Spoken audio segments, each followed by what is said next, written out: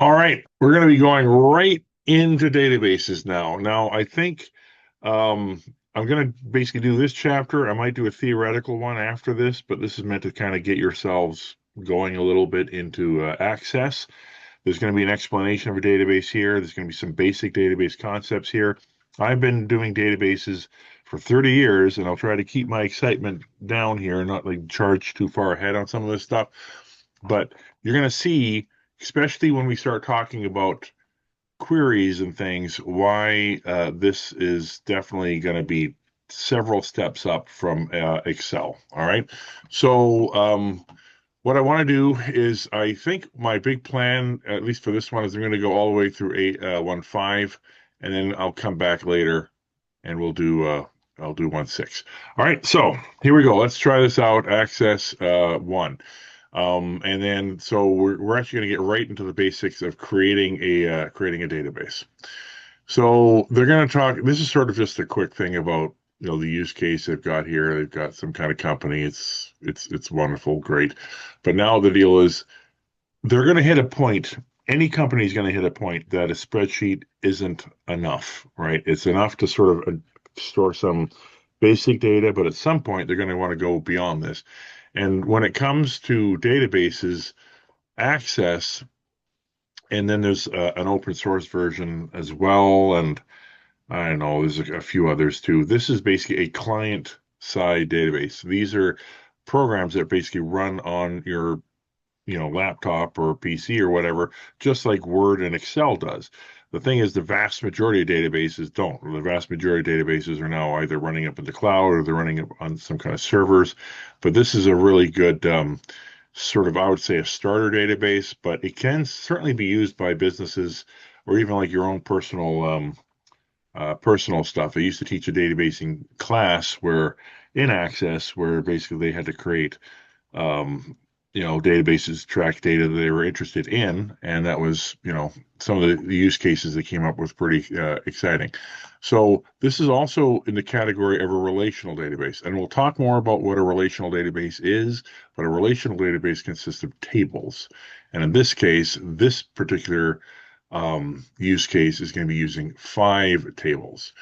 Now, they got sort of an example here. These are all the tables. Let's just have a look at one in big. Oh, that's again, you're gonna be fighting with the technology. I love it. All right. So here's this guy.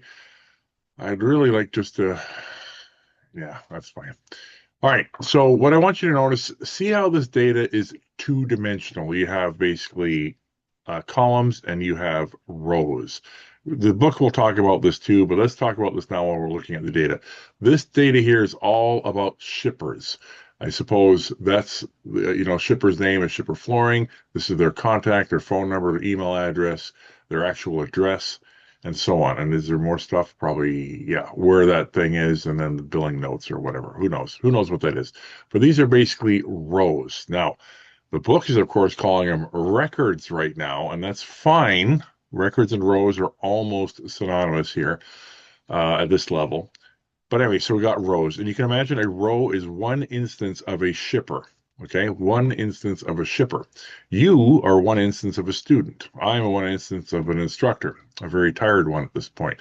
Your doctor's office, your doctor's office will have many doctors in it. That's each doctor is basically a row in there.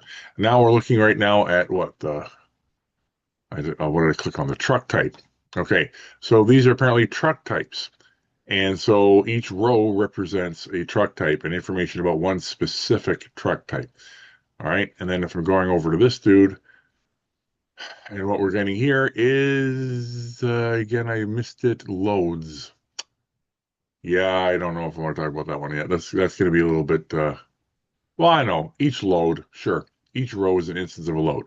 Now that's exciting, right? That's what each row is. You're kind of familiar with that with spreadsheets as well. Notice we don't have in here like subtotals, at the bottom or titles or anything like that. This is solid data, solid data. So take a spreadsheet, take out the titles, take out the subtotaling, color formats and all that fun stuff that we did. It's just solid data. It's very similar to the data that you created in the very first Excel chapter.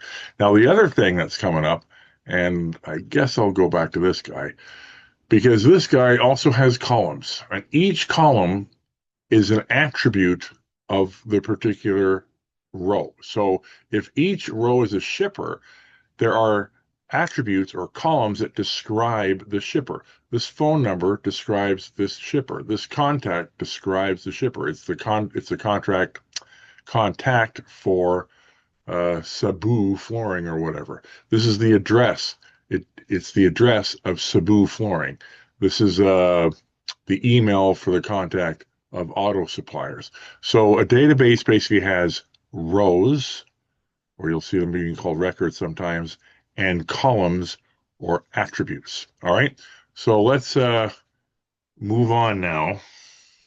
It's going to say a few things like, yeah. So by the way, a field, I should have said that too. A field is the intersection of a row and a column. So in this case, $5 is a field. It's the target rate of this row, of the heavy equipment long row.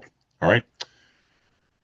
But where I was going to is that you got to be careful with what you're going to name your columns, because columns, reserved words are words that are basically used either in the language. Like, for example, you can't really have a table called table, right? Because that's an actual thing. You can't have a column called column. So, that's just sort of the talk about there. Please look at that.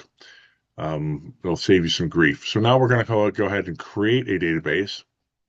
And so let's take this guy, move him over, and let's take access and have that guy be the other side. Okay, that's what I want right there. All right, good deal. So I've gone ahead already on my machine and found access, and I click on it, and it's brought me here. And you can see here's some evidence from long ago access use. We're going to create a blank database. So once I've done that, I got to give it a name, right? I'll have to give it a name. I think, yeah, they want that to be the name. So let's get that guy. And that guy's the name. I'm going to go create. All right. So what we're seeing here is that in my ClearNet database, I now have one table. Here's this table. It's already got a column, and that's ID, and we'll talk about what that means in a minute. They're kind of describing all these ideas that are going on in here. But you'll notice, like, this is a key one here, like how many records do I currently have, or how many rows if it was a database. And then we're going to spend some time also up here looking at this particular drop now. But let's get the rest of it. I think we can more or less just keep going now. Yeah, let's keep going. So we're going to create a database using a template. So if I have another database open, I can close it without exiting that. File new, see a template I want. Okay, we didn't do that, and we're not going to do that here. But I think when I went and created a database, you might have seen that there were some databases off to the side. That would have probably been good to bring it up then. You can have if you have sort of one department database, and now you want to create another one that's basically like the department database, you could use a template for that. I think that'll come up a bit later anyway. Access, sure, you can access different parts. There's the ribbon up here. It's very similar again to what we've seen in other areas. And now I think we're going to get to naming tables soon, right? Determining tables and fields. And okay, so remembering the whole reserved word thing. I can't call this thing really. Notice even though it's called table, it's not called table. It's called table one, right? But you also got to be careful. The names can only be up to 64 characters. Realistically, you're not going to want them that long anyway. They can have letters, numbers, and spaces. You can't have periods, exclamations, accents, or square brackets, or question marks or other things. Well, yeah, I don't think you can have question marks either. And each field has to have a unique name. Right now, this field Oh, are they using field like that? No, are they using field like column names? Well, it could be either way. I would say to you that certainly each column name has to be unique. So we're going to have one that's called ID, but as we start to create other columns, you can't have another one called ID. You can probably call it something, like in this primary key. All right. So when you got to imagine if I had a list of student names, let's imagine that these are a bunch of students. And imagine that we got we got Grant, we got Fred, we got Sue, we got Betty. And how do we identify that row? How do we know what Grant's row is, or Betty's row, or Sue's row, or Fred's row? Well, you could argue, we could go ahead and think that, well, the name of the student is surely unique enough that we can say, basically, show me all the information for Grant, show me all the information for Sue.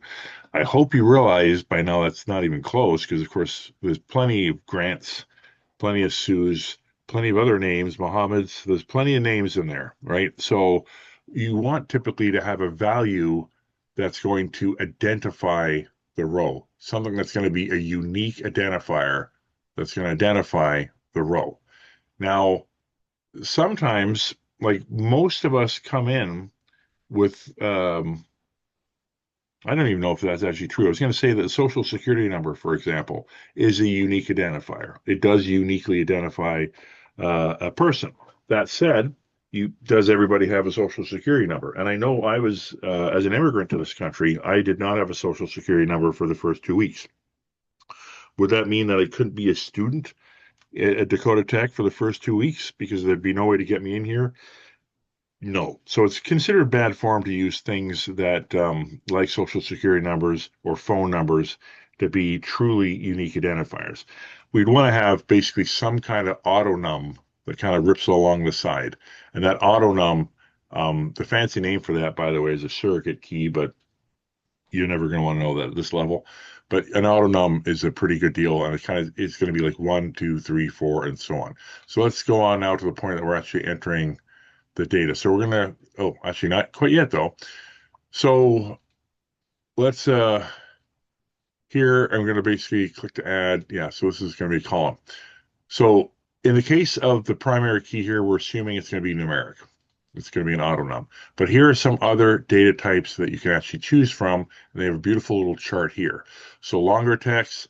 Notice you can actually have a gigabyte of text, but realistically, you might want to think of when you're applying for jobs and things like that, all that text that you're throwing into the fields, that's probably going into those. Large numbers, 8 bytes is a very, very, very large number. Dates, autonum is what we've just described. Yes or no, which in some schools is called binary. And oh geez, object linked.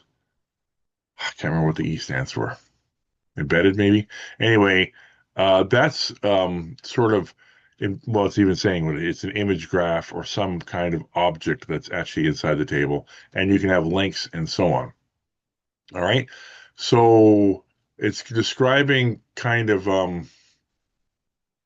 some more stuff about, like, for example, when it comes to numbers, you don't just have to have like numbers. There are, it said like currencies up there, but you can also have very small numbers, reasonable sized numbers, and long integers. And by the way, if you want to understand like what is actually going on here with these numbers, it all has to do with basically bytes and uh, what's it, exponents of two.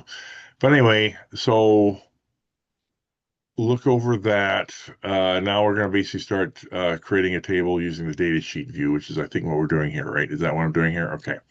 So this is basically the field name and the field name, the data type, and then certain things about the data type. Now let me just see. No, we're immediately going there. All right. So what I'm going to do is I'm going to basically set this up, and then we're going to come back and look at it. All right, so let me pause this. So I'm realizing before I do all this work, one of the things I should have basically said is I wanted to come up here and talk about this. You don't usually build your table out this way. What you typically do is you go view and you go to table design, and it's in here that you can basically build your table, right? And so notice in this case I got ID. Here I have the freedom to change it now to shipper ID. And what is the data type? It's an auto number. Notice, by the way, I'm removing the space. I'm using something called Camel's case. Shipper name. I do this because we don't really, I guess in Excel or Access, maybe it's not as big of a deal, but definitely is if this database was to catch on and become really popular in more advanced data bases, you wouldn't want to have to deal with that space in the middle. You'd find that the code that's behind this would become relatively unwieldy to uh, to uh, to use. So anyway, so the shipper name, that's a short text, and that's what it is. Shipper contact. Okay, and that's also a short text. And I think, yeah, short text. Now, by the way, all this time, there's field sizes here. So it's telling me that this guy should be 50. That's the longest. So I'm going to go 50. I'm going to go back up to this guy. I'm going to go, hey, that should be 50. There's other neat little attributes down here too, but let's for now just keep it pretty simple. All right, so let me do all this monkey work and then get back to you. All right, so now what we got is I filled all these in according to this image. I did click on plus, and that's how I saw shipper billing notes. It's kind of obscured there. Notice again, this is a long text. These guys, that's 255 for shipper locations, which should be 255, shipper address, 255, shipper email, 50, and you already saw me do the other ones. So I think we're pretty good. Now, my table is named shippers. What I did do, you can't actually name the table while you're actually in it. What you like, for example, try to rename it right now, I think it gets mad. Yeah, you can't name it while you're actually in it. You can, however, then go close, save your changes. The book will talk about that, but save your changes. Then I can rename it whatever I want, and then I can come back and go back into it. When I go back into it, it's going to take the data sheet view. I would like it to return at this point to the design view, and that's where I can see a lot more stuff. All right, so let's move on and see what we get. Modifying the primary key. When you first create a database, it automatically creates a table for you. You can immediately begin defining fields. If for any reason you do not have, you do not have this table, you want to, you actually delete it, you can create a table by create in the ribbon. All right, okay, great. So moving on down, um, here they're sort of showing you kind of, I guess, let's go back to that view. Right, so you can kind of right click on it and see all that, all the various stuff in the drop down, and you certainly can rename the field. Remember, I'm not talking about renaming the table now. I'm talking about renaming the field.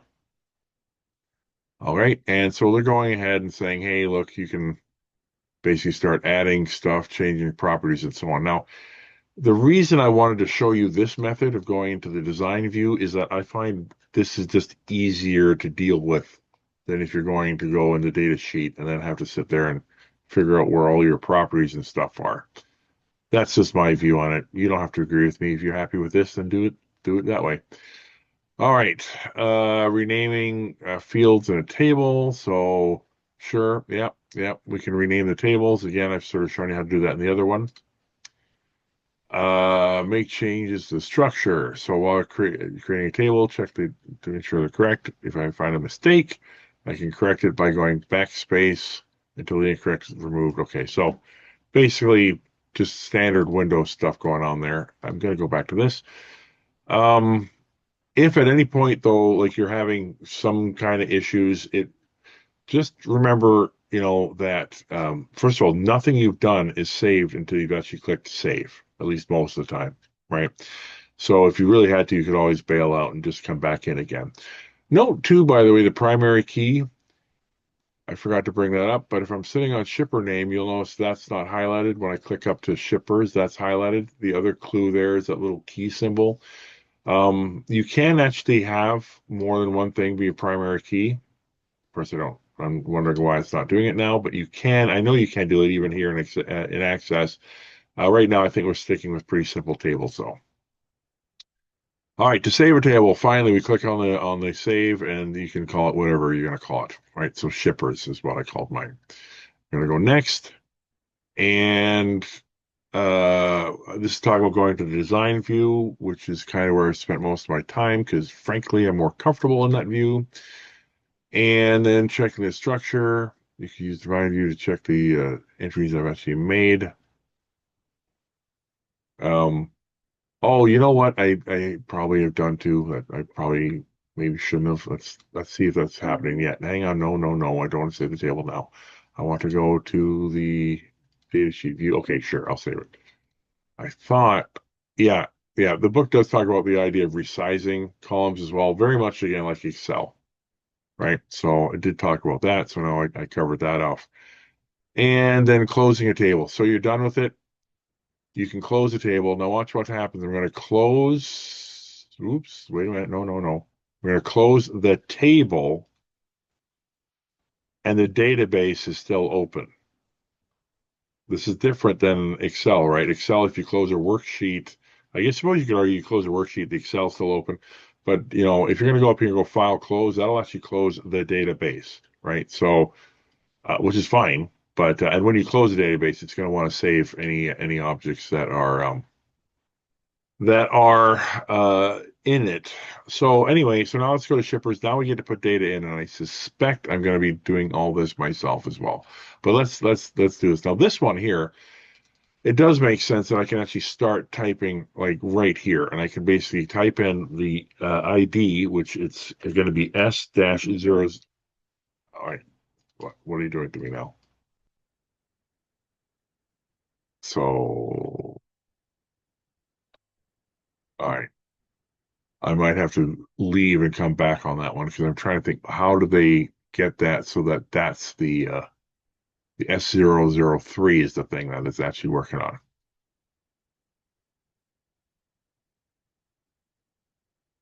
Huh. Well, I tell you what, no time like the present. Right click on the shipper table and navigation pane display the shortcut menu. Sure. Right click, short menu. I went open, it's already open. So we got that. We're there. Click on the shutter bar open close options to close the navigation pane. Oh, that just means, yeah. Great. Cool. Click on the first row. Wonderful. I did that. Click on the first row and then type this, which is exactly what I did. So you're telling me, all right, well, it's not letting me do this, and I'm getting mildly annoyed. I know I can get the rest of this text in. So I'm going to pause and struggle with it for probably just a little bit. But to be honest, if I don't like it, I might just run with whatever they're going to say. Let me just try this out for a second, though. I'm just going to put in some stuff. So now it's two.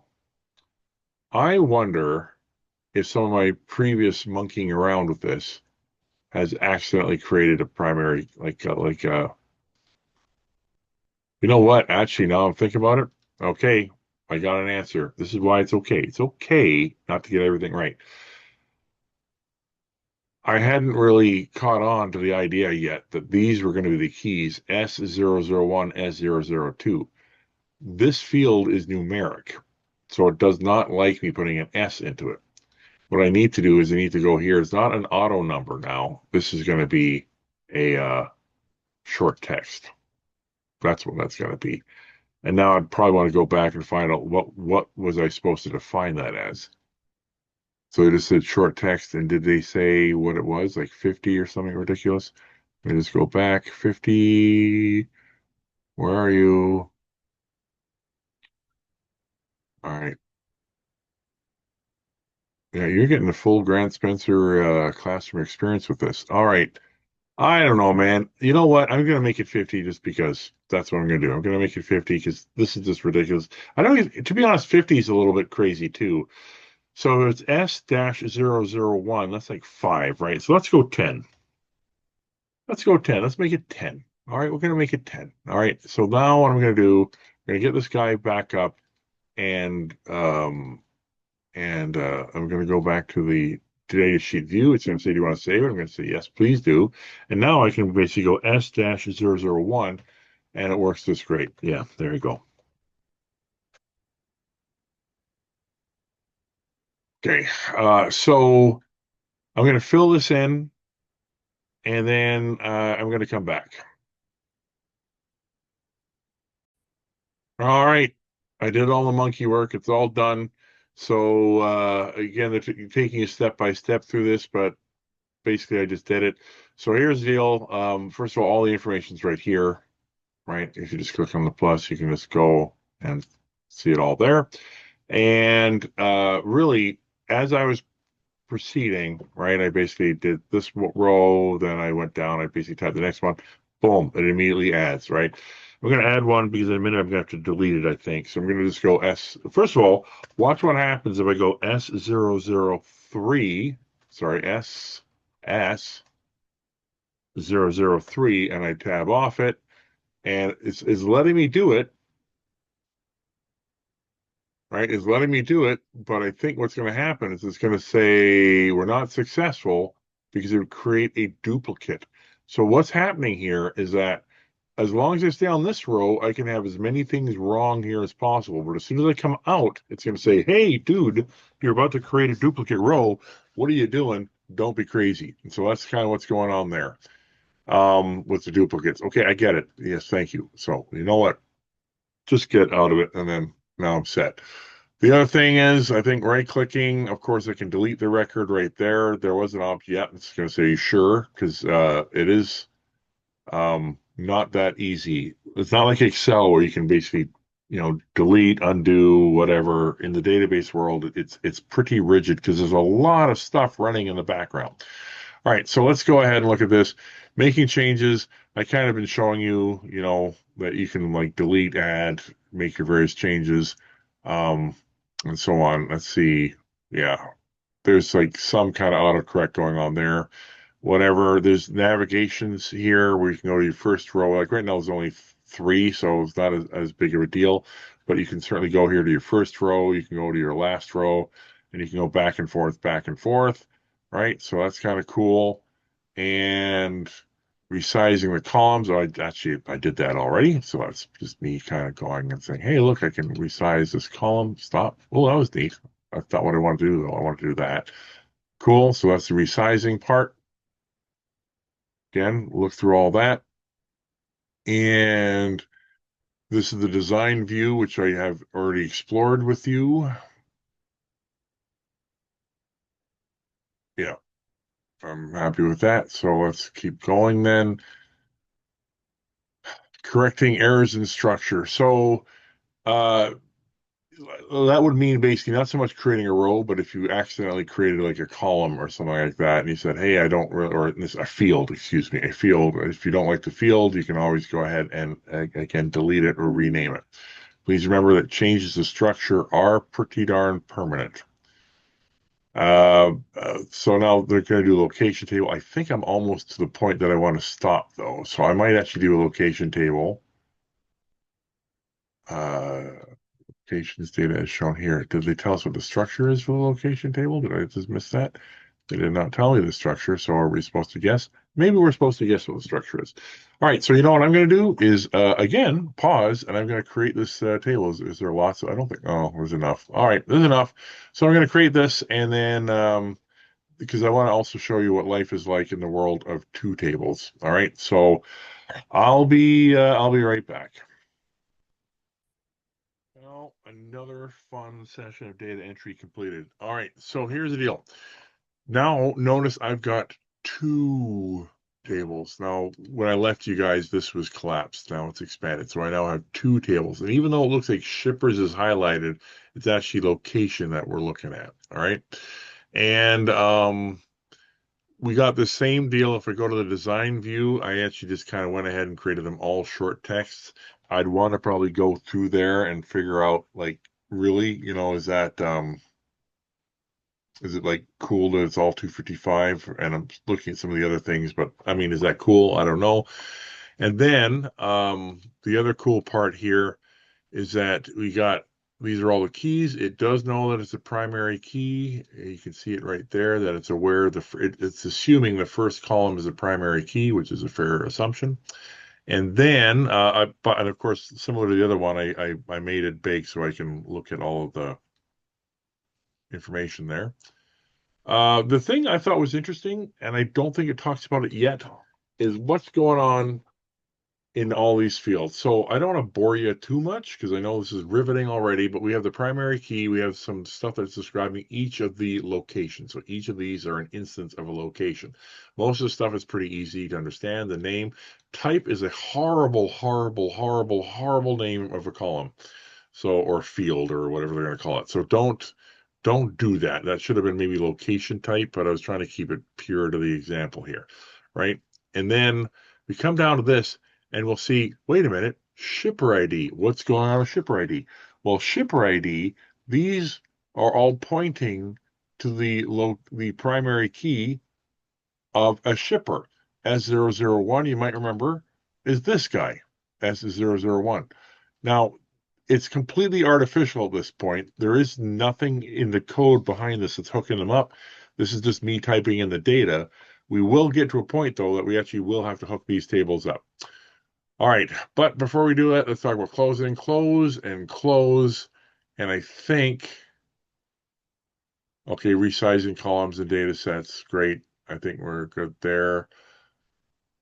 And importing additional access tables into an existing database. Oh my goodness, do I really want to do that right now? Okay, you know what?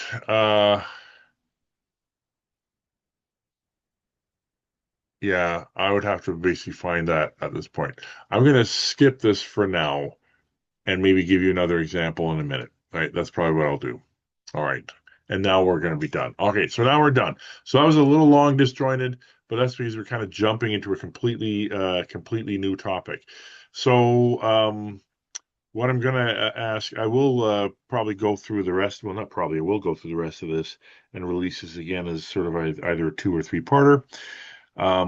But probably at some point, what I'm going to want you guys to, what I'm going to want to see ultimately is that you guys have basically got this data and likely this structure. Although again, this is pretty sloppy. I'm obviously much more interested in the shippers because that's the one that actually was pretty defined, right? But anyway, we'll see what I'm gonna want when all this is done. But this is a good way for you guys to sort of get started with this.